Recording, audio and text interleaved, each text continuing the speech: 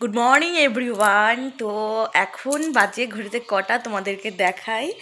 ওই দেখতে পাচ্ছ ঘড়িতে বাজে 5:09। আমি তো উঠেছি সকাল 6:35-এ।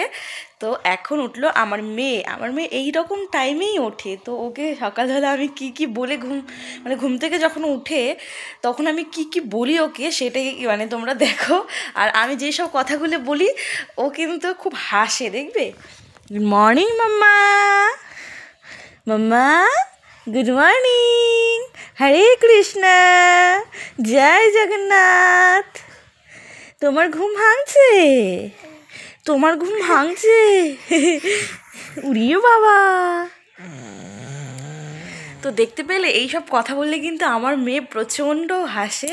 তো বাই দ্য ওয়ে, তোমরা সকলে কেমন আছো? আশা করছি সকলে ভালো আছে, আমিও খুব ভালো আছি। আজকের ভিডিওটা আমি এখান থেকে শুরু করছি। তো চলো, এখন থেকে আমি খুব চেষ্টা করবো তোমাদেরকে ব্লগ দেওয়ার বা ভিডিও দেওয়ার। অ্যাকচুয়ালি বেবি নিয়ে আমি এতটাই ব্যস্ত যে আমি কিন্তু ভিডিও কিছুই শ্যুট করার সময় পাই না। তো চলো ভিডিওটা দেখতে থাকো, তোমাদের সাথে ভিডিও দেখতে দেখতে কথা বলতে থাকি। আর এখন আমার মেয়ে উঠে গেছে, তো মেয়েকে এখন ফ্রেশ করবো। যত ভালোভাবে বাচ্চাদেরকে ঘুম ভাঙাবে, তো বাচ্চারা কিন্তু তত ঘুম থেকে উঠে একটা বাচ্চার মাইন্ড কিন্তু কিছুই থাকে না মাইন্ডে, মাইন্ডটা অন্যরকম থাকে। আর সেই সময় যদি বাচ্চাদেরকে ভালোভাবে হাসি মুখে ওয়েলকাম বা গুড মর্নিং বলা যায়, বাচ্চারা কিন্তু খুব কি বলবো, অ্যাক্টিভ হয় সেই জিনিসগুলোতে। ও ভাবে যে মা আমাকে অনেক আদর করে বা অন্যরকম একটা ব্যাপার। আর আমার যেটা মনে হয় যে এইভাবে যদি সবাইকে বাচ্চাদেরকে যদি গুড মর্নিং বা ভালোবেসে সকালে কথা বলা যায়, ওদের সারা দিনটা ভালো যায় বা আমাদের নিজেদেরও একটা খুশি হয়ে বা কোনো কিছুভাবে এইভাবে আদর করে যদি কেউ ঘুম থেকে ডাকে নিজেদের মা বাবারা কেউ, তাহলে কিন্তু আমাদেরও দিনটা মনে হয় খুব ভালো যাবে। তাই কিন্তু আমি এইভাবে করে আমার মেয়েকে কিন্তু ঘুম থেকে উঠাই। ঘুম থেকে ওঠানোর পরে মেয়েকে কিন্তু প্রথমে আমি ফ্রেশ করে খাইয়ে শুয়ে দিয়েছি। অ্যাকচুয়ালি কি বলো তো, আমি সবসময় মোবাইলটা মেয়ের সামনে আনতে চাই না, তো তাই সব কিছু আমি ক্যাপচার করতে চাই না। মেয়ের খাওয়ানো সবসময় যদি আমি একটু ভিডিওই করি, ও কিন্তু সেই ভিডিওর দিকেই কনসেপ্টটা বেশি করবে। আর যেহেতু আমি একজন বড় ব্লগারও না যে আমার ভিডিও না করলে ইনকাম হবে না, সেটা কোনো ব্যাপার না। আমি জাস্ট ভালো লাগে ভিডিও করতে, একটু তোমাদের সাথে শেয়ার করতে চাই। আমি একা একা থাকি, ভিডিও করলে সবাই দেখে আমি কি করছি না করছি। ইনফ্যাক্ট আমার হাজবেন্ড দেখে, তার জন্যই ভিডিও করি। তো গাইস, অনেকক্ষণ হলো মেয়েকে নিয়ে ঘুরছি। আমার খাওয়া দাওয়া হয়ে গেছে, তো এখন মেয়ের খাবার রেডি করব। তার জন্য আমি পালং খেতে যাচ্ছি, পালং শাক তুলতে। তো সকালে 11টা 11:30টার দিকে মেয়েকে খিচুড়ি খাওয়াই, তো সেই খিচুড়ির জন্য পালং শাক তুলতে যাচ্ছি। তো চলো, এই দেখো আমার পিছনে কত পালং গাছ।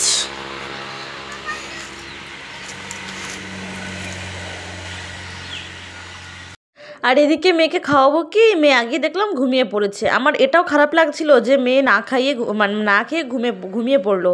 এদিকে দেখো 11টা বেজে গেছে।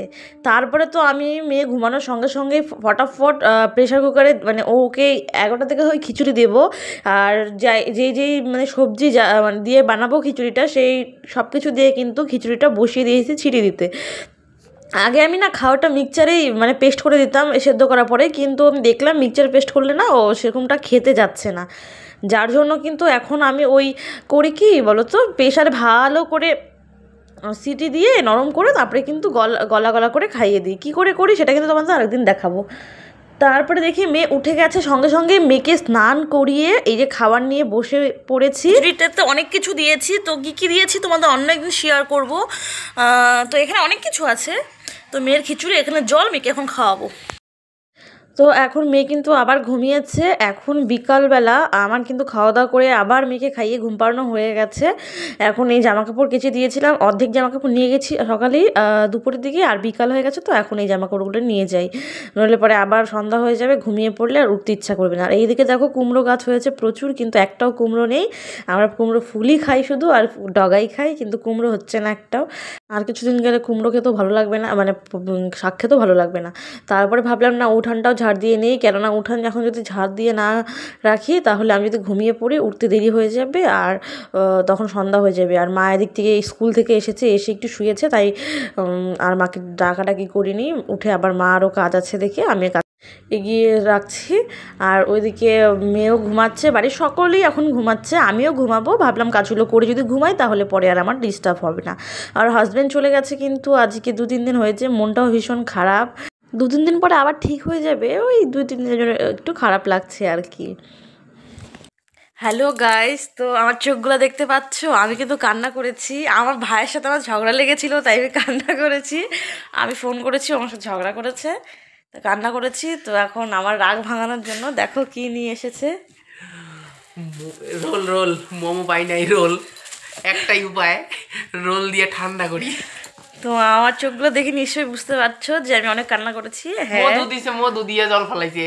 তো কি বলতো, আমাদের ভাই বোনের ঝগড়া কিন্তু মাঝে সাঝে হয়েই থাকে। যদিও এই আজকের ঝগড়াটা অনেকদিন পরে হলো, বল অনেকদিন পরে আজকের ঝগড়াটা হলো। তো আমাদের রোল নিয়ে আসছে, আমাকে খাওয়ানোর জন্য কিন্তু রোল নিয়ে আসছে ও। তো চলো দেখতে থাকো।